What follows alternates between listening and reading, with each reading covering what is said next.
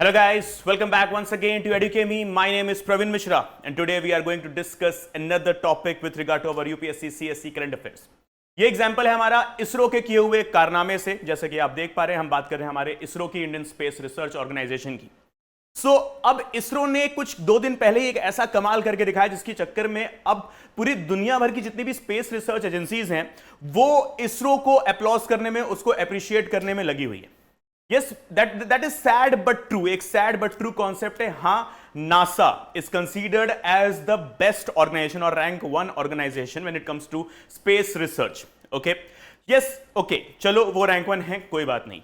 लेकिन एक particular concept यहां पर निकल कर आता है कि रैंक 1 कंट्री की रैंक 1 स्पेस रिसर्च ऑर्गेनाइजेशन का अगर कोई सबसे स्ट्रॉन्ग और रिजिड कॉम्पिटिटर अगर कोई है तो वो कैनेडियन स्पेस एजेंसी बिल्कुल नहीं है, वो रशियन स्पेस रिसर्च सेंटर भी नहीं है, वो है Indian space research organisation ISRO.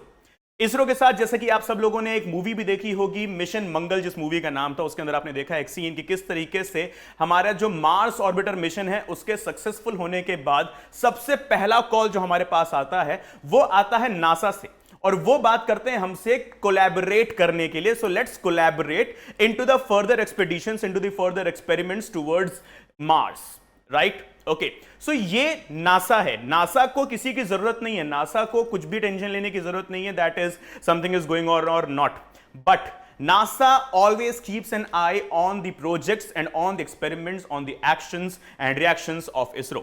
और आज का ये जो टॉपिक है हमारा वो है IAD को लेकर।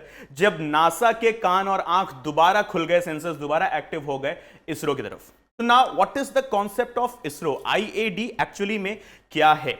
सो IAD inflatable aerodynamics decelerator. Yes guys, दोबारा बोलता हूं मैं, IAD इन्फ्लेटेबल एरोडायनामिक्स डिसेलरेटर, जिसको हम बोलते हैं IAD।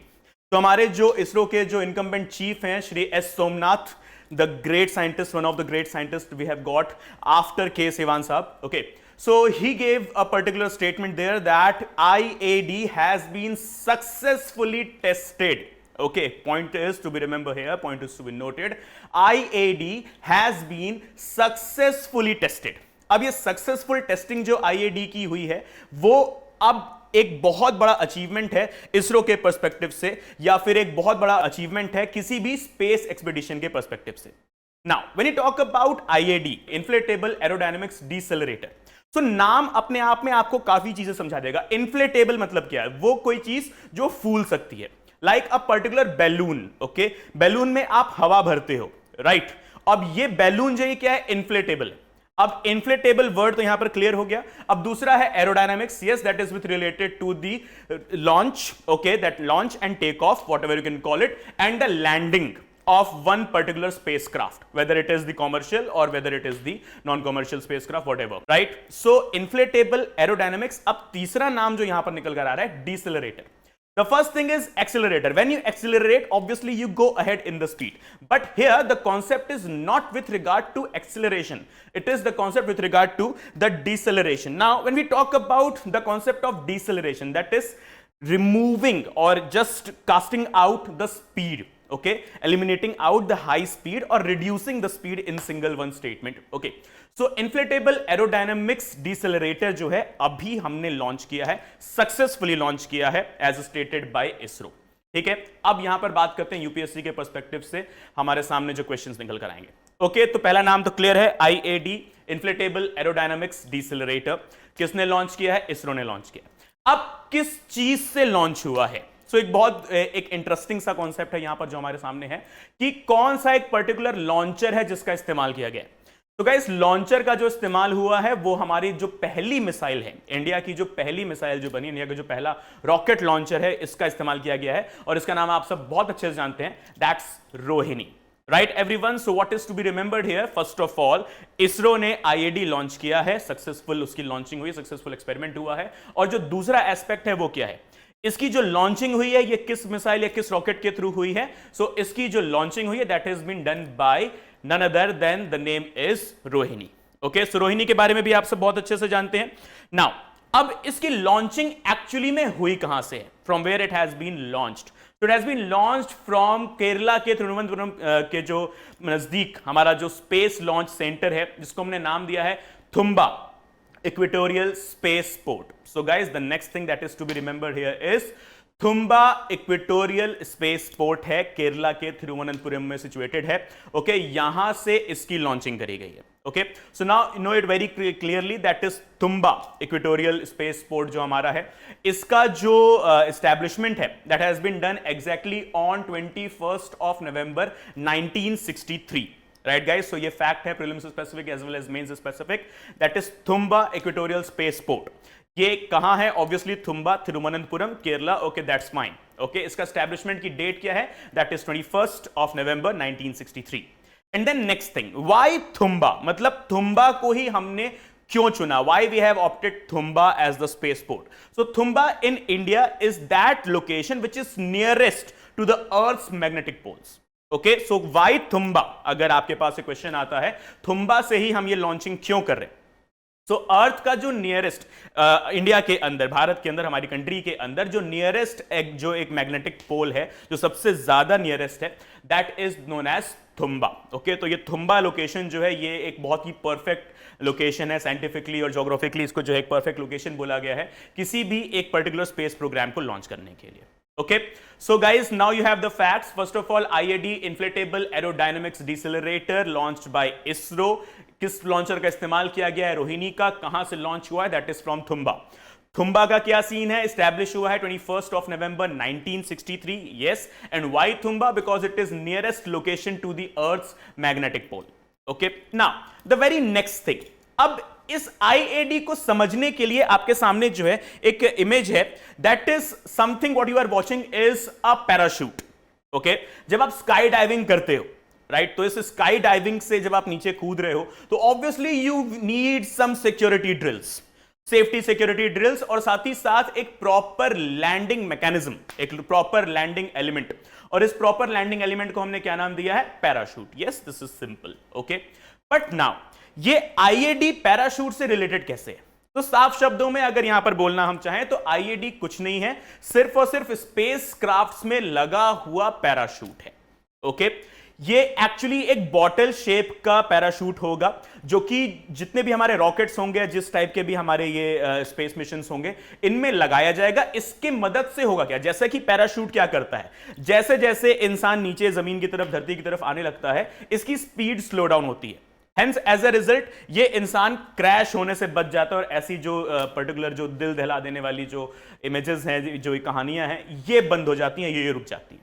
ओके, सो जो ह्यूमन लाइफ है इस पर इफेक्ट नहीं पड़ता है अगर आप स्काई डाइविंग कर रहे हो ऑब्वियसली पैराशूट लेकर, तो फिर कुछ नहीं होगा. ठीक है, ऑब्वियसली. लेकिन हाँ, वहीं अगर पैराशूट नहीं है तो crash, that will be the end of the life. अब मुद्दा निकल कर आता है कि IAD की दरअसल हमें जरूरत क्या थी. तो इसका सीधा सीधा एग्जांपल है हमारे मार्स ऑर्बिटर मिशन को लेकर, द मॉम. आप सबने देखा है, जिसके अभी हमने बात करी थी मिशन मंगल मूवी की, तो उसके अंदर हमने देखा है that there was a space mission named as MOM, Mars orbiter mission. अब देखो नाम यहां पर क्या है? ऑर्बिटर.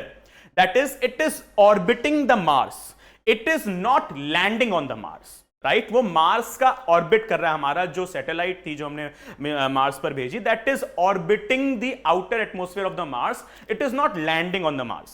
ओके, लैंड कराने के लिए हमारे पास स्पेसिफिक एलिमेंट, स्पेसिफिक मशीनरी उस टाइम तक अवेलेबल नहीं थी. और इसका दूसरा एग्जांपल है 2019 में हुआ मंगलयान 2 मिशन, जो कि ड्रास्टिकली, डिजास्ट्रसली फेल हुआ. 2019, अगर आपको याद होगा, रात के 12 बजे के बाद पूरी दुनिया जागी हुई थी कि देखा जाए भाई हमारा चंद्रयान 2 जो है ये प्रॉपर तरीके से लैंड हो पाएगा. तो व्हाट हैपेंड एक्चुअली? नहीं, ये प्रॉपर तरीके से लैंड नहीं हो पाया. जो हमारा ये विक्रम लैंडर जो था, ये दिखाई ही नहीं दिया. ये जो है आउट ऑफ डेटा चला गया, आउट ऑफ विजन चला गया, आउट ऑफ साइट चला गया. हमें पता ही नहीं चला कि भाई ये विक्रम लैंडर गया कहां, बिकॉज ये इतनी बुरी तरीके से क्रैश हुआ कि इसके टुकड़े टुकड़े हो गए और ये फिर उसी एटमॉस्फेयर में गायब हो गया. Right, so now coming on to the very next aspect. इन्हीं सारी चीजों को ध्यान में रखते हुए, इन्हीं सारी चीजों को मद्देनजर रखते हुए, ये पैराशूट जैसा एक हमने IAD तैयार किया. ये IAD जो कि सारे के सारे अभी स्पेस मिशंस में इस्तेमाल किया जाने के लिए अब तैयार है. अब ये करेगा क्या? It will decelerate, it will not accelerate, it will decelerate the speed of the spacecraft.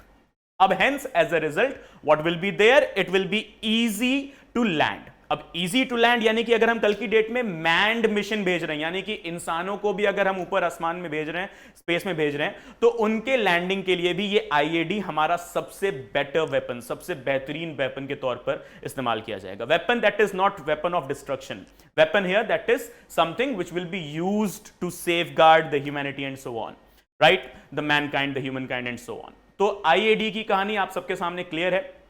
अब यहां पर एक दूसरा सवाल निकल कर आ जाता है कि आईएडी बना किस चीज से है। सो what is the particular material used in this IAD. So IAD के अंदर इस्तेमाल किए जाने वाला जो मटेरियल है, इसका नाम बहुत सिंपल है, it is known as a synthetic fibre. What kind of a synthetic fibre? So it is the Kevlar synthetic fibre. Okay, इसका जो नाम होगा ये होगा केवलर सिंथेटिक फाइबर। तो अब दूसरा जो प्रीलिम्स के पर्सपेक्टिव से जो आपको क्वेश्चन है, जो दिमाग में रखना है, that is IAD. Okay, inflatable aerodynamics decelerator. ये किस एलिमेंट का बना है? तो इस एलिमेंट का नाम है Kevlar synthetic fibre. It's a synthetic fibre. Okay, और इसको नाम क्या दिया गया है? Kevlar. Okay, now the next thing, अब इसके अंदर कुछ ना कुछ तो भरा जाएगा। अब ये एक इन्फ्लेशन हो रहा है, तो ये इन्फ्लेशन जो होगा ये किस चीज से किया? इसको जो इन्फ्लेट किया जाएगा, किस चीज से इन्फ्लेट किया जाएगा? तो इन्फ्लेट करने के लिए इसमें ऑब्वियसली इस्तेमाल होगा compressed nitrogen. Guys please be very careful. Inflation के लिए, इसको इन्फ्लेट करने के लिए, इस आईएडी को इन्फ्लेट करने के लिए जो एलिमेंट का इस्तेमाल होगा, यूजेज जो होगा, that would be the compressed nitrogen, only and only nitrogen and no other element. Okay guys, so the fact is that is to be remembered here, IAD would be made up of the Kevlar synthetic fiber and इसके अंदर इसको fill up करने के लिए जो element होगा that would be the compressed nitrogen. Simple शब्दों में आप नाइट्रोजन ध्यान रखें। और एक और क्लियर स्टेटमेंट है, that is only and only the nitrogen would be used in order to inflate up the IAD made up of the Kevlar synthetic fiber launched from the Thumba equatorial spaceport of Kerala Thiruvananthapuram with the help of the Rohini launcher. Okay guys, so these are the particular aspects with regard to IAD, and as I stated in the beginning of this session that it is a matter of pride and ego towards our country, that is NASA भी अब ये देख रहा है कि yes, ISRO is performing extremely well.